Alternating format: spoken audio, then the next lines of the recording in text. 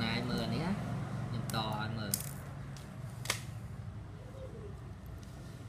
xài bọc kế bên trần chứ những cặp mình tích vào máy dừng hộp về trên mà nó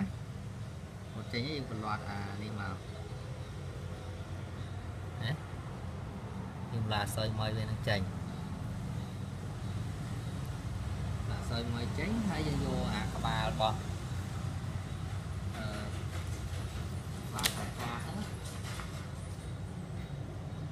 này thì tôi tới ba sai cáp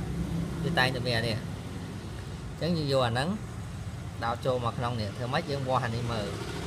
cái này sai cáp vẫn trên máu về đo phần năng chẳng dương cắt cho lo từ nay mình tích nhỉ cắt mình tích cho mấy ông cắt ở mờ cắt mình tích chẳng mà đây một cắt được đá chứ cắt nên tích ba này chứ mình tích vào thôi nhé thấy thường mấy con mà pi nó bạc cái này và đó mỗi nào hàng cào này tao mới vô nó sội cho mà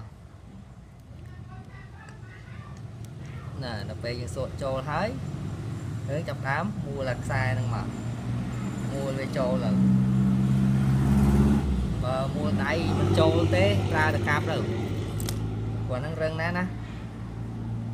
mua đây cây bị chữ đây chứ nên là cáp đưa ta cáp chặt mua chẳng mà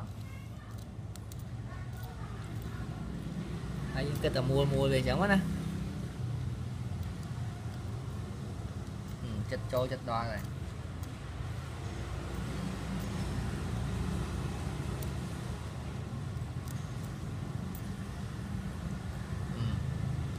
về việc đó mơ khơi nha nè